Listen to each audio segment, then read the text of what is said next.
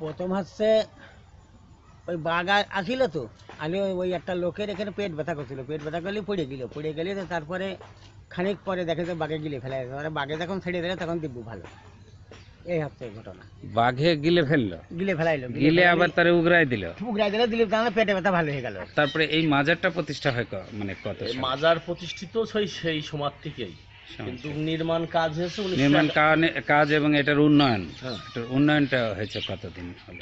নির্মাণ কাজ হয়েছে 1991 সালে, আর এখানে উন্নয়নমূলক কাজ হয়েছে এই সরকারের আমলে।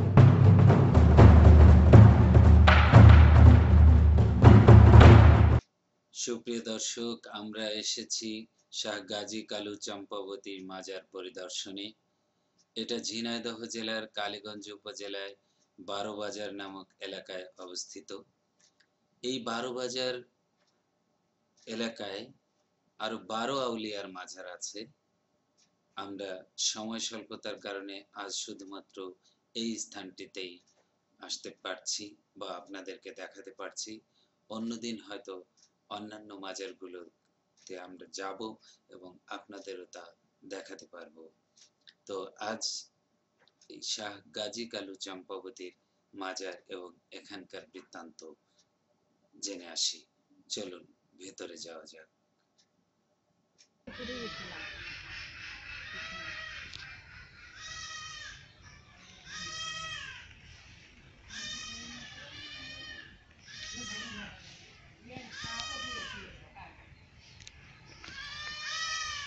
এসেছি গাজী কালু চম্পাবতীর মাজারে। মাজারের সামনে একটি বটগাছ, দুটো বটগাছ আছে, বেশ বড় সড়ো দুটো বটগাছ। ওই সাইডে আরেকটা বটগাছের শাখা পড়ে আরেকটা গাছের আকার ধারণ করেছে, আরেকটা এইখানে গাছ, এখানে আরেকটি বটগাছ এই পাশে আছে। এইটা না, এটাও শিকড় গজিয়েছে উপর থেকে, লতা পড়ে। এইটা আরেকটা বটগাছ, আর এই মাঝার সংলগ্ন এই হচ্ছে আরেকটি বটগাছ। এই দুটো বটগাছ এখানে বেশ বড় সড়ো দেখার মতো। আর এই আরেকটা বটগাছ এই নামলো। এই সেই ঐতিহাসিক গাজী কালু চম্পাবতীর মাজার। মাজারের ভেতরের অংশ আমরা একটু দেখার চেষ্টা করি। এখানে কালু বাবা নামে একজন একটা সাইনবোর্ড দেখা যাচ্ছে, সাইনবোর্ডটা একটু ভেঙে গেছে। এর পাশে বারান্দা, এর পাশে বারান্দা আছে। মাজারের চারি সাইড দিয়ে এই বারান্দা। ভেতরে মাজারের ভেতরের অংশ এরকম দেখতে। বিষয়টা আমরা দেখার চেষ্টা করছি। তারপর এখানে আছে, এই আছে মাজারের অংশ। এখানে একজন খাদেমকে দেখতে পাচ্ছি, সম্ভবত আপনি কি মাজারের খাদেম হিসেবে আছেন? আচ্ছা আচ্ছা, তো একটু আপনার নামটা একটু বলেন। আমার নাম মোস্তফা, আমি এই দরবারেরই খাদেম, এই গ্রামে আমার বাসা। আচ্ছা, মোস্তফা। মোস্তফা আগে পিছিয়ে বলেন, পুরো নামটা বলেন। তো মোস্তফা খাদেম। মোস্তফা খাদেম। এই গ্রামেই আপনার বাড়ি? জি, এই গ্রামে। তো এখানে আপনি মাজারে কতদিন যাবত আছেন? আমি এখানে ছোটবেলার থেকেই আছি। আচ্ছা, তা আসলে এই এই মাজার সম্পর্কে আপনি একটু সংক্ষেপে কিছু একটা বলেন তো। গাজী কালু চম্পাবতী। চম্পাবতী, গাজী আর কালু দুই ভাই, চম্পাবতী হচ্ছে গাজীর স্ত্রী। আচ্ছা, এনারা ইসলাম প্রচারক, এদেশে আসেন ইসলাম প্রচার করতে। চম্পাবতীর সাথে ভালোবাসা হয় গাজীর, এই চম্পাবতীকে মুসলমান বানায় গাজী বিবাহ করেন। আচ্ছা, তো ওনারা কোন দেশ থেকে আসছিলেন? এনারা মিশর বৈরাটনগর। মিশর বৈরাট। বাদশাহ শাহ সেকেন্দারের পুত্র হচ্ছে গাজী, আর কালু হচ্ছে পালিত সন্তান। পালিত সন্তান। জি। তাহলে এই এই গাজী কালুর হচ্ছে স্ত্রী চম্পাবতী, গাজীর স্ত্রী গাজীর স্ত্রী চম্পাবতী। জি। এটা এটা কত সাল নাগাদ সালে আসছে? এটা অনেক, মানে 1300 শতাব্দী এখানে ইতিহাস লেখা আছে। হ্যাঁ, এটা তো লেখা আছে, আপনার মুখ থেকে শুনতে চাচ্ছি। এটা 800 850 বছর আগে। জি। তখন তো তারপরে এই মাজারটা প্রতিষ্ঠা হয় মানে কত এই সালে? মাজার প্রতিষ্ঠিত সেই সময় থেকেই, কিন্তু নির্মাণ কাজ হয়েছে নির্মাণ 1951 কাজ এবং এটার উন্নয়ন, হ্যাঁ, এটার উন্নয়নটা হয়েছে কতদিন হলো? নির্মাণ কাজ হয়েছে 1991 সালে। আর এখানে উন্নয়নমূলক কাজ হয়েছে এই সরকারের আমলে। এখন বর্তমান যে কমিটি আছে, আচ্ছা এই কমিটি, আমাদের চেয়ারম্যান আবুল কালাম আজাদ আচ্ছা এখানকার সভাপতি, আচ্ছা। ইনি এই গ্রামেরই সন্তান। উনি আসার পরে এখানে এই সমস্ত এই যা কিছু দেখছেন এই ওনার হাত দিয়ে উন্নতি। এতটুকু এখন যেমন দেখতে একটু ভালো জি, লাগতেছে। জি। আর এপাশে কি আছে? ওই পাশে একটা দিঘি আছে, চারিপাশে গড়কাটা মদ্দি রাজার বাড়ি, শ্রীরাম রাজার বাড়ি। শ্রীরাম রাজার বাড়ি।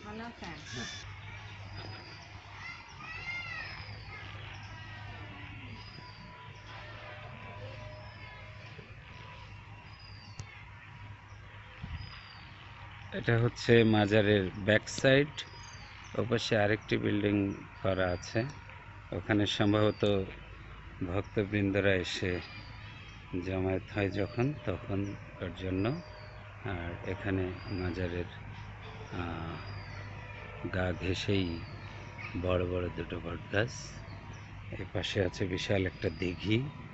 দিঘি ঠিক বলা যায় না, একটা বড় সড়ো জলাশয়।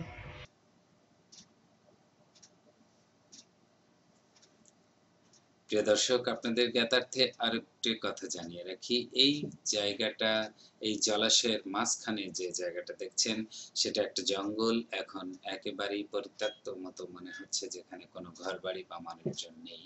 এটাই ছিল সেই শ্রীরাম রাজার বাড়ি, যার চারিধারে জলাশয়, মাঝখানে একটা বাড়ি। খুবই একটা অন্যরকম মন মানসিকতার রাজা ছিলেন তিনি। সেই শ্রীরাম রাজার বাড়িটা এই মধ্যখানে ছিল একটা জাহাজের মতো জায়গায়। মনে হয় মিশে আছে জলাশয়ের প্রাঙ্গণ। এই পাশে মাজারের এই সাইড থেকেও ভেতর পাশ। আসলে মাজারের চারিপাশ থেকে বারান্দাটা থাকার কারণে ভক্তবৃন্দরা এসে চারিপাশে রাউন্ড দেয় সম্ভবত। এখন এখানে তেমন ভক্তবৃন্দ নেই বিধায় আমরা সেই ভক্তদের পদচারণা বা ভক্তদের সেই ভক্তি দেবার বা ভক্তিমূলক সেই আচরণগুলো আমি এখন দেখাতে পারছি না। শুধু ব্ল্যাঙ্ক দেখাতে পারছি। এই বট গাছের চারপাশটা একটু মাটি দিয়ে উঁচু করে রাখা আছে। বট গাছের গায়ে অনেক পলিথিন এবং সুতো, এখানে অসংখ্য সুতো পলিথিন বাঁধা আছে এই গাছের লতা পাতার সাথে। এই লতাগুলো বাঁধার কারণ হিসাবে যা জানা যায়, যে সমস্ত ভক্তবৃন্দরা আসে সেই ভক্তবৃন্দের মনস্কামনা পূরণের জন্য, মনস্কামনা পূরণের উদ্দেশ্যে এই সুতোগুলো এখানে বেঁধে রাখে। জানি না তাদের সেই উদ্দেশ্য হাসিল হয় কিনা। আচ্ছা আচ্ছা, এখানে হচ্ছে এই কালু বাবা লেখা আছে, যেটা এটা হচ্ছে সেই কালু বাবার, কালুসার মাজার, এখানে তার কবর। আর এখানে হচ্ছে গাজী গাজী গাজী এই কারণেই নাম হয়েছে গাজী কালু চম্পাবতী। আর চম্পাবতীর কবর এখানে আছে এই পাশে। এই যে চম্পাবতীর কবর, যেটা হচ্ছে এপাশে। এই জন্য তিনজন, গাজী, কালু, চম্পাবতী, তিনজনেরই মাজার এখানে দেয়া আছে। সুপ্রিয় দর্শক, এই হচ্ছে সেই গাজী কালু চম্পাবতীর মাজার। আপনারা দেখলেন এখানে তিনজনেরই সমাধিস্থল এখানে আছে, তাদের নামও লেখা আছে, গাজী কালু বাবা এবং গাজী বাবা এবং মা চম্পাবতী নামে এখানে যে সমাধিস্থলটা আছে, এটাই হচ্ছে সেই গাজী কালু চম্পাবতীর মাজার। তো আমরা দেখালাম। এই পাশে আছে এটা মুকুট রাজা, এটা হচ্ছে মুকুট রাজার, চম্পাবতীর বাবা মুকুট রাজা। ওপাশে আছে এক সেনাপতি। আরেকটা সেনাপতি মাজার। তো এই মোটামুটি আমরা এখানে আসছি। এখানে একটা গাজী কালু চম্পাবতীর একটা বাণী লেখা আছে। ত্রয়োদশ শতাব্দীতে যশোর শহর থেকে 11 মাইল উত্তরে বর্তমান ঝিনাইদহ জেলার অন্তর্গত কালীগঞ্জ জেলাধীন ঐতিহাসিক বারবাজার অঞ্চলে যে সকল আধ্যাত্মিক সাধক ইসলাম প্রচারে অবদান রেখেছেন তাদের মধ্যে গাজী কালু চম্পাবতী বিশেষভাবে উল্লেখযোগ্য।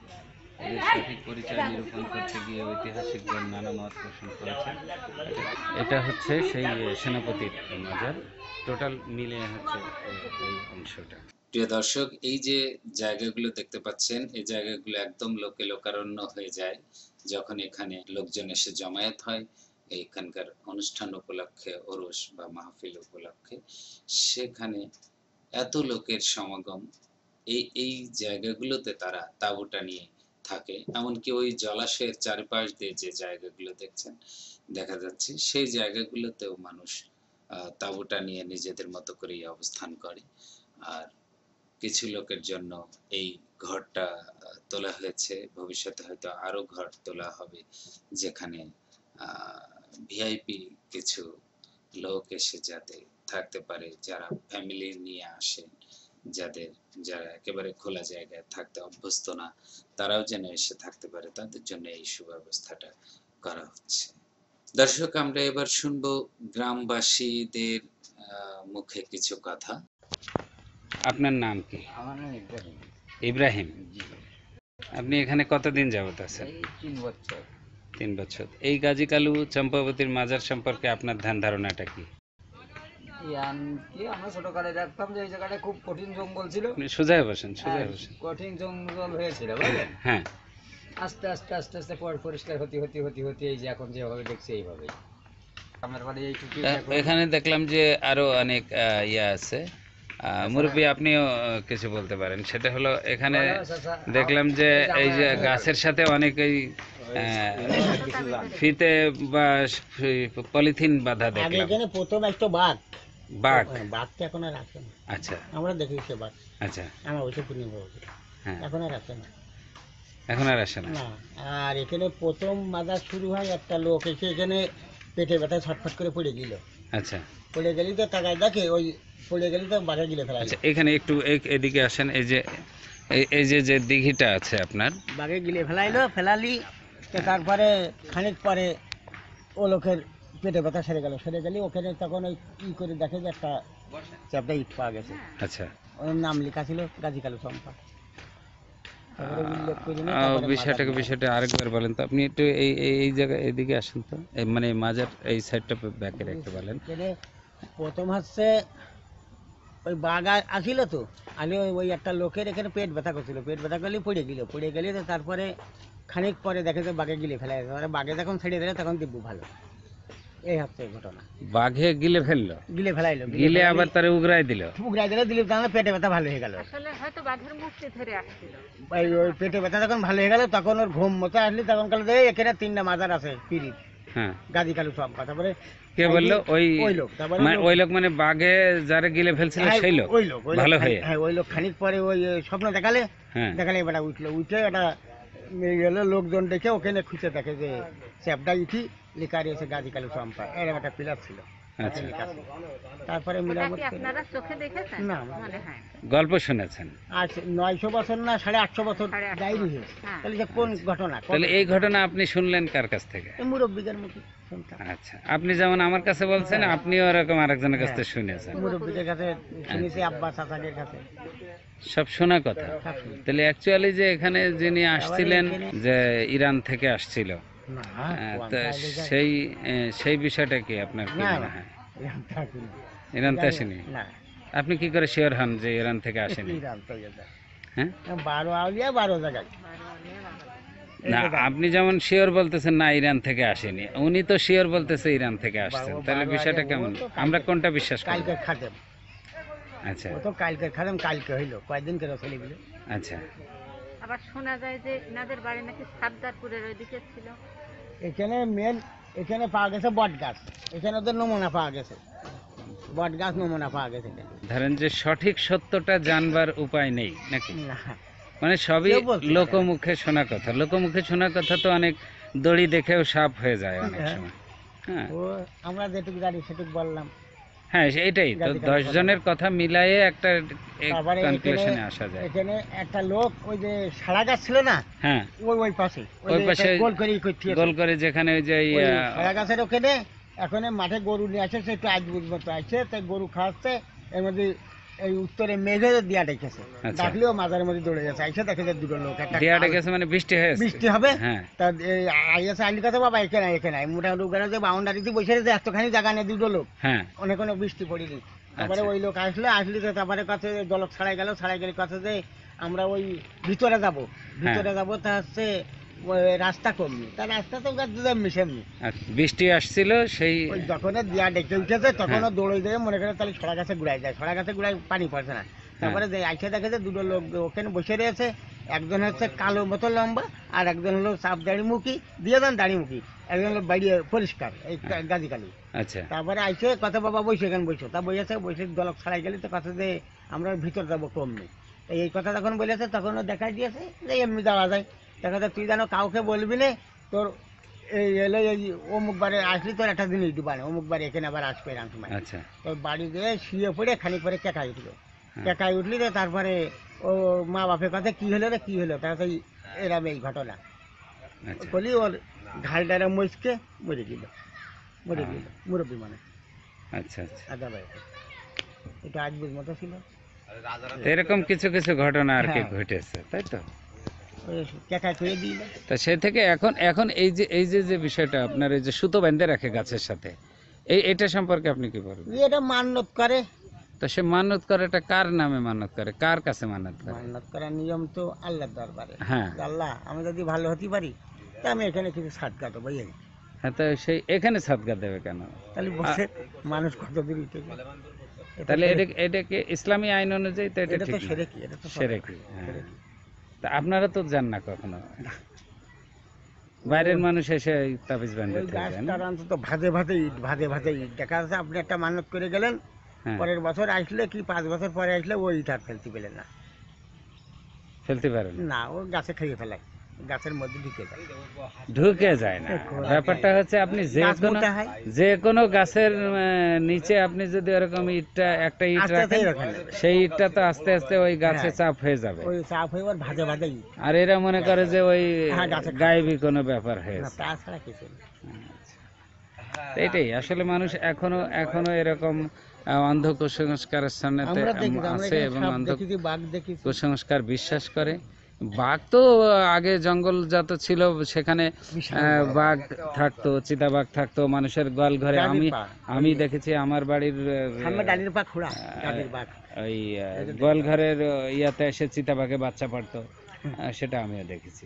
কিন্তু সেইটা তার মানে এই না তো যে এটা একটা আগে অলৌকিক বড় ব্যাপার। বাঘ এসে নাঙ্গল ধরে যাবে বাঘ দিয়ে, বড় আচ্ছা। হাত দিয়ে, হ্যাঁ, শালবিনে বাঘ। হ্যাঁ।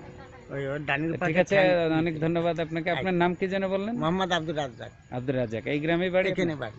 সুপ্রিয় দর্শক, আমরা আজকের মতো এখানে বিদায় নিব। হয়তোবা আবার কোনো দিন আসা হবে। আপনাদের সবাইকে ধন্যবাদ জানিয়ে শেষ করছি।